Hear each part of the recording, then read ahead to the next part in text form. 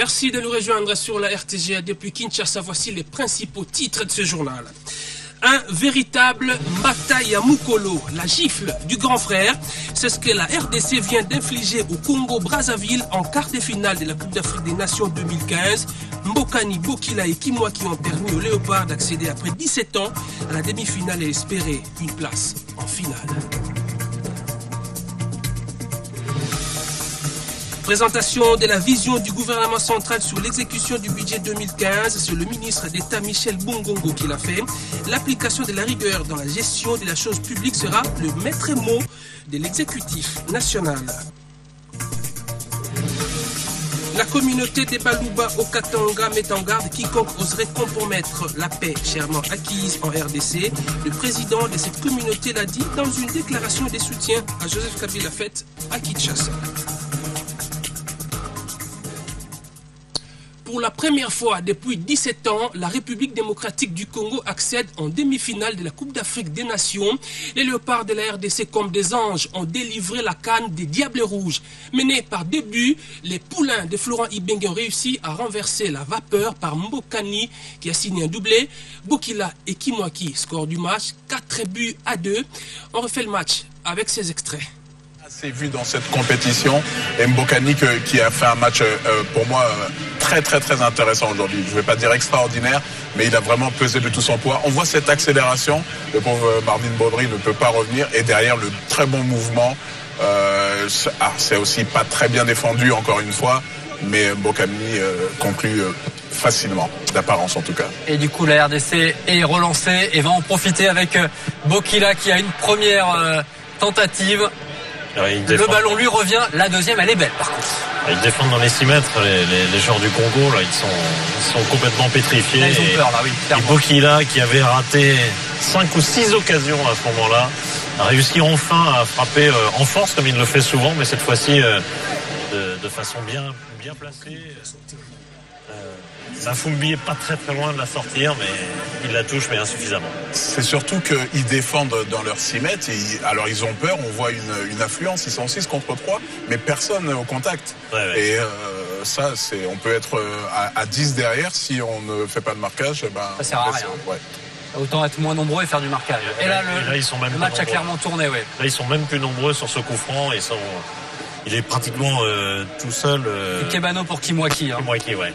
Mais encore une fois, à la réception, oui, d'accord, mais regardez le marquage, il y a 3 blancs et ils sont nulle part. Et ils sont les rouges, les Diables Rouges, sont comme pétrifiés, épuisés peut-être, pétrifiés, je pense davantage. Ouais, ils sentent que le match est en train vraiment de leur échapper et qu'ils sont passés à côté d'une très belle histoire. Alors que rien n'est perdu à ce moment-là, et c'était à 2 non. Partout, mais encore faut-il pouvoir revenir. Et puis le coup de grâce à la 90e avec Bienvenu Mbokani qui signe du coup un doublé. Il va y aller en 2 temps, mais il a le mérite d'y croire jusqu'au bout. Mais évidemment que celui-là est le plus prévisible des buts. Hein. En puissance, déjà, il prend la position par rapport aux défenseurs. Après, il tente l'extérieur. Il est heureux dans... Voilà, avant de décrypter cette rencontre avec nos spécialistes sportifs, je vais vous proposer de suivre l'interview de Florent Ibenge, le sélectionneur national des Léopards, qui s'est exprimé après cette rencontre. Joueur dans les vestiaires, mais il est heureux. Florent Ibenge, c'est un grand moment forcément pour vous et pour la République. Exactement, je crois que tout le monde attendait ça, encore plus pour la République que pour nous. Nous on est contents, on a gagné un match, on se retrouve en demi-finale, mais je peux pas vous dire ce qui se passe à Kinshasa en ce moment, ça doit être la folie. On va aller au bout maintenant ? Non, on va pas réfléchir comme ça, on va prendre les matchs comme la palissade comme ils viennent, mais c'est vrai qu'on va d'abord penser d'abord jouer la demi-finale avant de penser la finale. Merci beaucoup Florent. Merci à vous en tout cas, merci beaucoup. La fameuse danse, on va la... Voilà, on en parle donc sur ce plateau avec nos spécialistes sportifs, Patrick Issobongese Bokuma, Olivier Pengongo et Jean-Ric Oumande. Bonsoir messieurs. Bonsoir. Alors, quelle lecture vous faites de cette rencontre? On commence par Patrick. Eh bien, la lecture, elle est simple. Il fallait gagner ce match à tout prix. Et aujourd'hui, Ibenge a prouvé aux yeux de tout le monde qu'il pouvait aussi avoir cette grinta qu'on connaît de lui, parce qu'on doit le rappeler, on l'a dit ici sur ce plateau, Ibenge a fait voilà, une très bonne campagne africaine des éliminatoires. Il a eu cette formation à quelques 2 semaines. Ce qui nous a fait, déjà après le premier match, il a su avoir de joueurs qu'il fallait et le placer match par match. Et on a senti que déjà vers la fin de ces éliminatoires, la RDC avait déjà une équipe, contrairement à tous ceux qui viennent sur ce plateau ou ailleurs pour dire qu'on n'a pas une équipe. On doit dire que déjà après le match de la Côte d'Ivoire, on savait que tel joueur pouvait se retrouver à tel endroit, à tel poste, on devait avoir tel joueur. Je dirais que c'était pratiquement le même scénario que les matchs contre la Côte d'Ivoire. Justement, parce que quand on voit cette formation qui vient de jouer ce match, à quelques exceptions près, c'est le même joueur que Florent Ibenge a essayé de reconduire aujourd'hui. Même en début ou vers la fin de la partie, il a senti qu'il fallait bouger la grande partie de ses compartiments et il a fait entrer le joueur qu'il fallait, Nisken Kebano, et la différence est arrivée déjà par Dieu merci Mbokani, déjà par Bokila et puis Joël Kimwaki qui a remplacé Zakwani, qui malheureusement a connu une blessure alors qu'il devrait dégager un ballon. Il est mal tombé et puis ça a fait qu'Ibenge voilà, compris la température du match. Il y a eu une erreur de replacement des défenseurs entre lui et Mongongu. Le premier but est arrivé et puis le deuxième sur une erreur de Kassusula. Mais voilà, les gars avaient le moral haut et ils ont vraiment réagi de la belle de manière. Voilà, Olivier Pengongo, comment analysez-vous cette rencontre? Bon, je me dis déjà que c'est coup de chapeau à toute la nation, à nous tous qui avons cru à cette équipe. Hein. Depuis 17 ans, comme tu l'as dit, au sommaire de cette match. Après Watunda Yulo, c'était un entraîneur congolais. On a eu Neveu, le roi, Dépiré, Mouchine Ertogal. Tous ces blancs qui sont passés en commerçants, aucun d'eux n'avait le souci. En mercenaire, aucun d'eux n'avait le souci de créer une équipe nationale, avec une âme, avec un cœur. Les Congolais tous se retrouvent aujourd'hui derrière Ibenge parce qu'ils croient en une équipe. Les gens ont cru en ça, c'est vrai. À un certain moment, on va devoir même positiver dans les critiques que les Congolais faisaient sur Ibenge parce qu'ils ont vu qu'il a pu très rapidement rassembler les meilleurs que l'on pouvait avoir de partout. Alors quand on a rassemblé des meilleurs, on attend de toi une équipe compétitive à la seconde, ce qui n'est pas du tout faisable. C'est pour ça qu'Ibenge dit jusqu'à aujourd'hui qu'il passe match par match. Après avoir passé match par match, l'équipe crée une homogénéité. Elle ne peut pas venir d'un jour. Elle vient au fil des matchs. Mais je crois que maintenant, après 4 matchs en Coupe d'Afrique, elle a commencé à monter en puissance. Elle commence timidement la compétition, elle monte. Et c'est ça la force des grandes équipes. Les grandes équipes, quand elles montent en puissance, c'est intéressant. Plutôt que de commencer en puissance et pendant le tournoi, commencer à fléchir. Je vois que le match référence de Léopard dans cette CAN s'appelle celui d'aujourd'hui, contre le Congo-Brazza. Et on espère que ça va devoir galvaniser les mentales pour que dans le prochain match, soit la Côte d'Ivoire ou encore l'Algérie, qu'ils arrivent à mieux jouer, parce que ça sera un adversaire mieux aguerri, certainement que Congo-Brazza. Voilà, on va y aller rapidement. Jean-Ric Oumandé, une victoire méritée pour les Léopards? Oui, c'est une victoire méritée parce que mené par 2-0, on a remonté et puis arrivé à gagner parce que c'était possible. Mais l'entraîneur lui-même a voulu se mélanger les pinceaux. On a parlé, on a insisté sur la présence de Kebano, on a insisté sur la présence de Bokila. Et aujourd'hui, les résultats sont là. On a dit que les joueurs doivent jouer à leur poste. Et aujourd'hui, avec un meneur comme Kebano, vous avez vu, c'était plus facile. Au lieu de mettre les joueurs très loin et qu'ils commencent à courir avec les ballons. Regardez quand Kebano est entré, Bokila et Bola s'est mieux replacé. Et là, il avait la facilité de pénétrer dans la surface de réparation du Congo-Brazzaville. Et Mbokani qu'on a beaucoup critiqué, là, il a signé. Mais l'entraîneur avait raison de le maintenir. Oui, mais on a dit que le rôle de Mbokani, c'était de jouer comme avant-centre de soutien. Et c'est lui qui est expert, c'est lui qui est buteur maison dans cette équipe, c'est Bokila. Il est mieux placé en étant en pointe. Il peut faire des merveilles. Et il l'a déjà prouvé. C'est seulement le problème de l'entraîneur qui ne voulait pas l'utiliser. C'était extrêmement important. Et voilà, on a une équipe, comme Patrick l'a dit. C'est pas on n'a pas d'équipe, non. On ne peut pas prendre de match par match. On a une équipe. C'est vrai qu'à chaque match, il y a ses réalités. Mais au moins, aujourd'hui, on a une équipe. Cette équipe a fait des preuves contre la Côte d'Ivoire. Je m'étonne que les Congolais, aujourd'hui, commencent à balbutier. Non, nous avons une équipe avec des talents, aujourd'hui, convaincants. Et je pense que nous pouvons aller très loin. Voilà. Je vais libérer mes confrères que vous allez retrouver après moi pour un deuxième plateau. Il y a déjà quel match après celui de la RDC? Ce sera le match de la Tunisie, Guinée équatoriale, donc le pays organisateur qui joue contre la Tunisie. Qui et était nous avec nous dans le même rencontrerons en groupe. demi-finale les vainqueurs. Non, le vainqueur de l'Algérie, Côte d'Ivoire. Ah, ok. Mais merci beaucoup, Patrice Bongué beaucoup moi. Merci à Olivier Pengongo et aussi à Jean-Luc Oumandé que vous allez retrouver bien sûr après cette édition d'information pour la deuxième rencontre de cette soirée. Autre titre de l'actualité, la 5e réunion d'évaluation de l'accord cadre pour la paix, la sécurité et le développement de la RDC et de la région des Grands Lacs s'est tenue ce samedi à Addis Abeba en marge du 24e sommet de l'Union africaine. Les signataires ont fait l'évaluation de la situation en RDC, notamment le désarmement forcé des FDLR, le retour des ex-combattants M23 et la tenue prochaine du Forum économique pour l'investissement. Suivez tour à tour Saïd Djinit, l'envoyé spécial de l'ONU pour les Grands Lacs, et Ntoumba Loaba, secrétaire exécutif de la CIRGL. Bon, le point de vue de participants est très positif, constructif, encourageant. Ils ont pris acte que la RDC, à travers le chef de l'État, le gouvernement, les FARDC, avec le concours de la MONUSCO en ce qui concerne la sécurisation dans l'est du pays, ont fait des grands pas. Et après la défaite du M23, il y a eu les ADF Nalou. Mais évidemment, on a déploré le fait que ceux-ci, ou les résiduels, ça donne à des actions terroristes qui ont coûté la vie à plusieurs de nos compatriotes.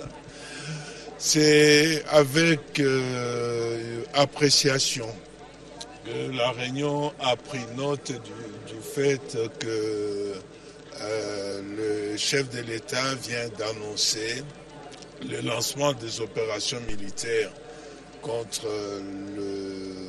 Écoutez, moi je pense que les États membres de l'accord cadre ont réitéré leur engagement à cet accord ce matin de façon très très forte, et en particulier à l'importance de la neutralisation de toutes les forces négatives à l'est de la RDC, et en particulier le soutien unanime qu'ils ont apporté à l'opération militaire qui a été lancée par la RDC avec le soutien de la MONUSCO contre le FDLR.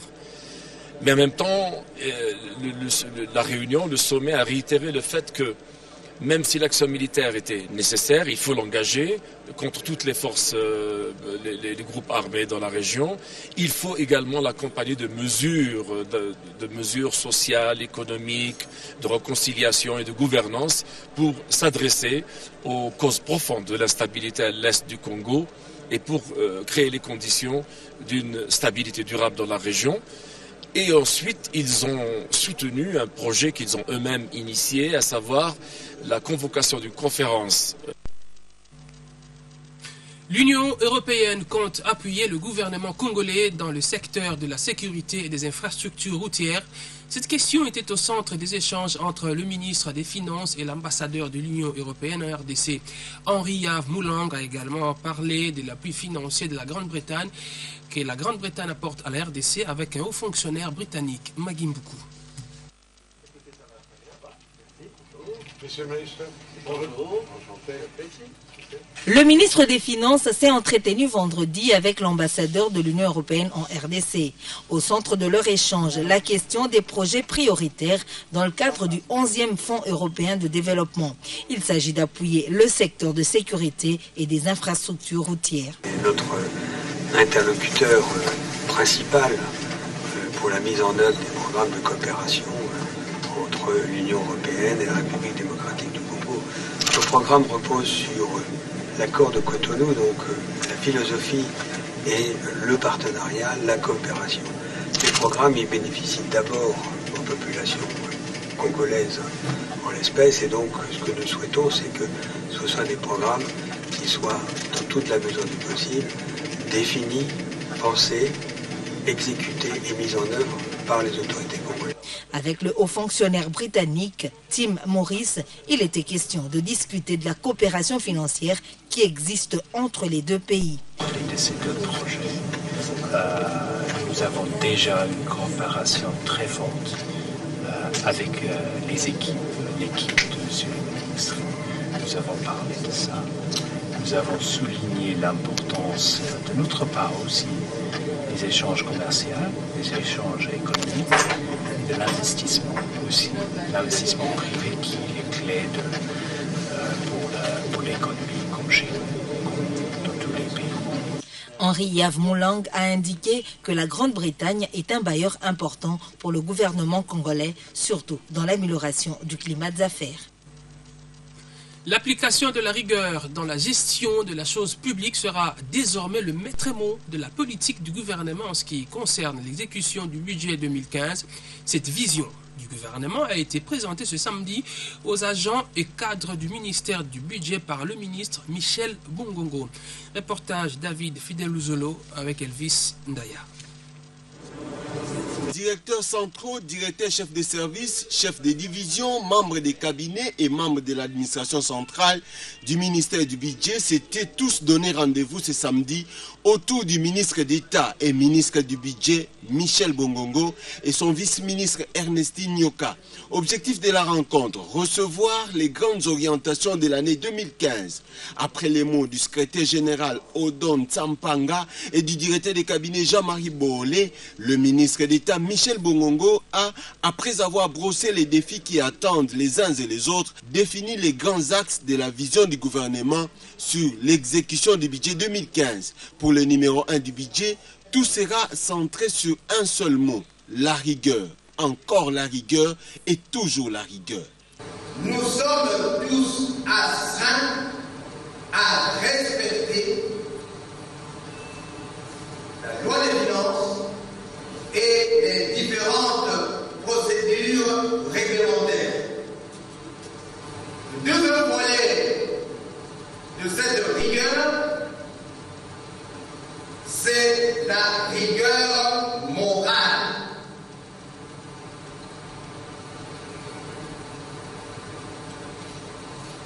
La nation, l'État, le chef de l'État nous a confié, c'est celle de servir la nation. La préparation et le dépôt de la loi des finances 2016 entend porter au Parlement l'exécution d'une manière qualitative des dépenses de l'État, la poursuite de la réforme du processus budgétaire en RDC, le renforcement des capacités du personnel du budget, la modernisation des équipements, la mise à la disposition du CENAPI des moyens adéquats sont entre autres les défis à relever pour l'année 2015. Le directeur général des douanes et accises a dressé le bilan de 2014 et donné les perspectives des activités de son entreprise pour 2015. C'est tout au cours de la cérémonie d'échange des vœux organisée à la direction générale des douanes et accises, présidée par les secrétaires généraux à la fonction publique et aux finances. Fanny Anifaka Semona avec Baudry Mata. Les allocutions ont marqué cette cérémonie d'échange de vœux organisée par la direction générale des douanes et accises. D'abord, le directeur des ressources humaines a relevé le fait ayant marqué l'année 2014. C'est le cas, entre autres, du maintien de la paix sociale au sein de l'entreprise, de la poursuite du renforcement des capacités du personnel par de formation, de la signature portant à la hausse le prime et autres indemnités des agents et cadres, ainsi que la poursuite de l'amélioration de la prise en charge médicale. Ensuite, le président de la délégation syndicale a salué la réaffectation des agents et cadres du Bas-Congo, suspendus pendant 22 mois avant de donner les cahiers des charges pour 2015. Puis est venu le tour du directeur général des douanes et accises de dresser le bilan de l'année dernière et de donner les perspectives et les défis à relever pour 2015. Les bons résultats enregistrés chaque année depuis une dizaine d'années sont directement liés à l'amélioration des conditions de travail et celles des conditions sociales du personnel de la DGDA.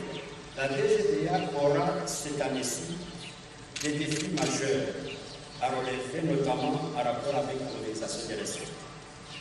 En effet, la loi des finances numéro 14/027 du 31 décembre 2014 pour l'exercice 2015 assigne à la DGDA un budget de ressources des douanes et accises de 2,579 milliards de francs congolais. Comparé aux assignations budgétaires de l'année précédente, ce montant enregistre un taux d'accroissement de près de 5% et de 43,8% par rapport aux réalisations de la même année. Nous avons donc là un grand défi à relever, mais je suis confiant en nos capacités de l'année prochaine. À l'issue de cette cérémonie, la haute direction ainsi que les agents et cadres de cette régie financière ont échangé leurs vœux en présence des secrétaires généraux à la fonction publique et aux finances. Des recommandations formulées à l'issue de la formation sur les données satellitaires figurent l'utilisation de la technologie des télédétections. Celle-ci va aider le pays à pouvoir surveiller en temps réel les secteurs forestiers, les mines et les pluies. La RDC sera également à même de maîtriser son espace aérien grâce aux satellites d'observation de plusieurs domaines. Suzy Kibira Omari. L'atelier de formation sur les données satellitaires destiné aux ingénieurs de l'Afrique australe en général et des Congolais en particulier s'est clôturé sur une note de satisfaction. Organisé par la RDC et le Japon, il a été démontré l'importance pour le Congo de disposer des outils technologiques pouvant concourir non seulement à son développement, mais à l'amélioration de la vie sociale des Congolais. Avec ses énormes potentialités, la République démocratique du Congo vient de se doter de 18 experts capables d'utiliser les données satellitaires et les exploiter dans tous les domaines de la vie. Le vice-premier ministre en charge des PTNTIC, Thomas Louaka, qui a prononcé les mots de clôture de ces assises, a suggéré qu'il y ait un échange interuniversitaire dans le domaine de la technologie. Durant ces travaux, chaque pays a eu l'occasion de présenter ses projets. Les ministères des PTNTIC, dont j'ai la charge, souhaitent établir une franche coopération avec les gouvernements nippons par les truchements du ministère japonais de l'Éducation, Culture, Sport, Sciences et Technologie, notamment par un transfert de connaissances et un échange interuniversitaire. Sans vouloir à tout point copier le Japon, nous allons néanmoins nous inspirer de ses atouts et de son expertise pour arriver à une émergence dans les années futures. Une manière pour les étudiants congolais de s'inspirer des atouts japonais.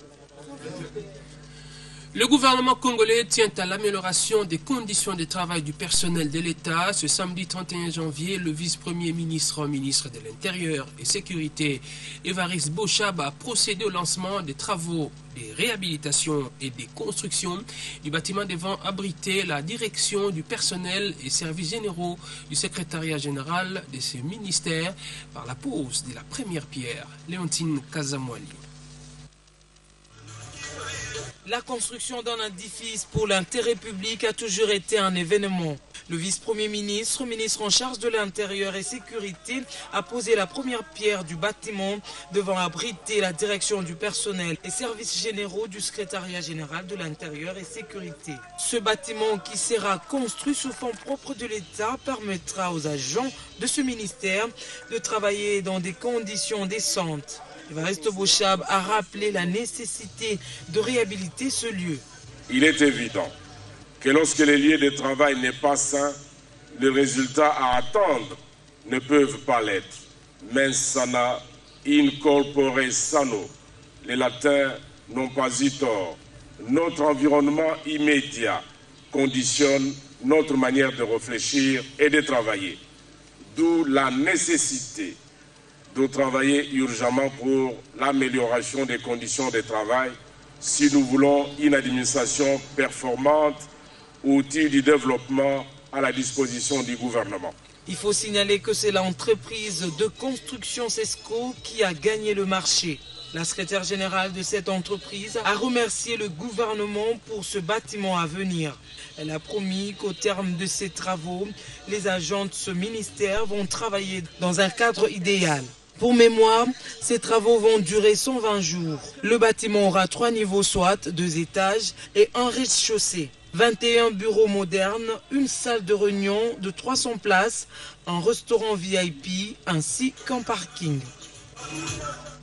Je vous le disais en titre, dans une déclaration rendue publique à Kinshasa par le président national de la communauté des Baluba du Katanga sur la situation politique en République démocratique du Congo, Marcel Lenge Massangou Mpoyo met en garde quiconque oserait compromettre la paix chèrement acquise en RDC et réaffirme son soutien à Joseph Kabila qui, dit-il, reste chef de l'État jusqu'à la fin de son mandat. Suivez. Depuis un certain temps, des spéculations se sont constituées, puis amplifiées, autour de la révision constitutionnelle et dont les catalyseurs sont des hommes politiques, tant de l'opposition que de la majorité présidentielle. Au menu de ce comportement équivoque, combattre l'éventuel troisième mandat en 2016 du président de la République, chef de l'État, Son Excellence Joseph Kabila Kabange. Je m'excuse. Pour l'opposition, c'est une quête de positionnement. Pour certains membres de la majorité, c'est un comportement peu responsable et de trahison, alors qu'ils ont bénéficié de la bonne foi du régime actuel. Au vu de ce qui précède, nous, fils et filles de la communauté Oluba-Ibukata la Balubakat, déclarons ce qui suit. 1. Nous exprimons notre soutien indéfectible au chef de l'État dans sa mission régalienne jusqu'à l'aboutissement de son mandat. 2. Nous demandons au chef de l'État, président de la République, de s'éloigner de ceux qui ne le reconnaissent plus. 3. Nous mettons en garde quiconque osera compromettre la paix chèrement acquise par les efforts de son Excellence Joseph Kabila Kabange. 4. Nous mobilisons toute notre communauté d'ouvrir l'œil et le bon afin de faire échec à toute manipulation du peuple congolais en vue de perturber le mandat du président de la République et compromettre la paix. 5. Nous disons avec fermeté que Joseph Kabila Kabange restera président de la République démocratique du Congo jusqu'à la fin de son mandat. Quiconque s'y opposera trouvera la Balubakat sur son chemin. La population des Mbujima et au Kassai oriental a répondu favorablement à l'appel du gouverneur Alphonse Ngoï Kassanji pour la marche de la paix. Toutes les couches sociales ont réitéré leur soutien aux institutions du pays et au gouvernement de la République. Pour plus de précisions, nous avons en ligne notre correspondant Jean-Hubert Bondo. Alors dites-nous, Jean-Hubert, comment s'est déroulée cette marche ? Cette marche donc est partie de chaque maison communale de la ville, donc des 5 communes de la ville. Il y avait énormément de monde parce que tous les quartiers avaient tenu à y participer et tout le monde, toutes ces colonnes de manifestants convergeaient vers la mairie de Mbujimaï et c'est là que justement Alphonse Ngoï Kassanji s'est exprimé devant tout ce monde-là, leur disant merci d'avoir répondu massivement à son mot d'ordre de cette marche. Et puis, il a dit que c'est une marche de paix pour soutenir le chef de l'État, mais aussi refuser toute intolérance, toute violence et tout pillage, comme il y en a eu dans d'autres villes. Il dit qu'ici, la population n'a pas fait ça, donc c'est quand même une occasion pour lui de la remercier. Et il lui a demandé à la population de ne pas suivre les mots d'ordre des gens qui appellent à la violence, des tracts qui circulent sur la ville appelant à la violence et à s'attaquer aux histoires des Chinois. Et il a évoqué le soutien au chef de l'État, le soutien à toutes les valeurs républicaines de paix, de non-violence, de démocratie. Et donc voilà... C'est autour de la paix qu'il a gravité dans son discours. Et donc les gens étaient nombreux, venus de toutes les 5 communes de la ville, les associations, les partis politiques de la majorité et tout. Et voilà, ils étaient quand même présents. Voilà, merci beaucoup Jean-Hubert Bondo pour toutes ces précisions. Du Kassai oriental, rendons-nous maintenant au Kassai occidental, précisément à Kananga, où une marche similaire a été organisée. Objectif, dire non aux actes de vandalisme et prôner la paix sur toute l'étendue du territoire de la République démocratique du Congo. Notre envoyé spécial sur place, Pamphile Kayombo, nous en fait le point. la consolidation de la paix et de l'unité en RDC, de même que l'appui à Joseph Kabila Kabange et aux institutions de la RDC, c'est l'objectif de la marche organisée à Kananga ce samedi par le gouvernement provincial du Kasaï occidental. C'est au rond-point Notre-Dame, point d'intersection entre les communes de Katoka, Desha et Lukonga et les Kanangaises et Kanangais. Disons, toutes les forces vives de la province se sont fixées rendez-vous pour entamer ce big march de près de 3 heures, avec à la tête le gouverneur Alex Kandé, Kawino Ndongo, vice-gouverneur, entouré tous les conseils provinciaux de sécurité. Dans son speech, Alex Kandé a fait savoir que la paix demeure l'une des conditions inéluctables pour que la RDC atteigne l'émergence tant attendue, et que c'est grâce à Joseph Kabila que la RDC a retrouvé la paix. Il a invité les uns et les autres à développer un sens élevé de patriotisme en démystifiant au Kasaï occidental tout discours de subversion contre la paix et les institutions de la République. C'est ce qui éviterait le risque de recul qui pourrait compromettre la réalisation des projets de développement du Kasaï occidental. La population ouest-kassaïenne, a-t-il poursuivi, devra constamment se mobiliser et s'unir pour que chacun à son niveau de responsabilité apporte sa contribution à l'édification de la paix. Outre les forces vives de la société civile, les partis politiques ont été visiblement présents, à savoir le PPRP, fortement mobilisé par le vice-gouverneur Kelel Kawino en sa qualité de président interfédéral du PPRD, le MSR, l'ARC, la CCU, le Congrès national congolais, parti cher à Tusma Bilumba Mukala, l'UDECO, l'AFDC, le PALU, l'UDPS et tant d'autres, porteurs de calicots sur lesquels étaient écrits des messages tels que appui total à Joseph Kabila Kabange pour le retour de la paix en RDC, non au pillage des biens privés et publics, non au complot contre la destruction de la RDC, oui à la paix sans laquelle le développement est impossible. C'est dans une ambiance bon enfant que se clôturait cette cérémonie. Depuis Kananga, Panfil Kayombo pour la RTGA. Autre chose maintenant, les journalistes et membres du réseau des communicateurs de l'environnement ont été formés sur les droits des peuples autochtones. C'était ce samedi au siège de cette association dans la commune de Kintambo. Reportage. La question des peuples autochtones doit préoccuper tout le monde. C'est dans cette optique que le réseau des communicateurs de l'environnement a renforcé les capacités de ses membres ce samedi sur le droit des peuples autochtones pygmées.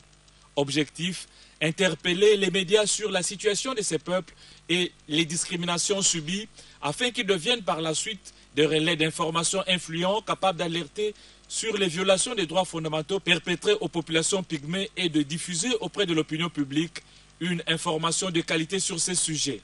Après avoir été édifiés sur les mécanismes et instruments internationaux de protection ou promotion des droits des peuples autochtones, les participants ont recommandé que le réseau des communicateurs de l'environnement soit redynamisé pour la défense et la promotion des droits des pygmées. L'année 2015 sera placée sous le signe de la poursuite de la matérialisation d'une justice équitable au Kasaï occidental. Le bâtonnier de Kananga l'a dit à l'issue de la cérémonie d'échange des vœux entre les avocats et les membres du conseil de l'ordre du barreau de Kananga. Moussa Mwamba. Cette cérémonie d'échange des vœux entre avocats a commencé par le mot de bienvenue présenté par le président de la promotion socioculturelle au barreau de Kananga, Maître François Kumba. Le barreau de Kananga est vraiment flatté. Flatté parce que nous nous rendons compte que nous ne sommes pas seuls.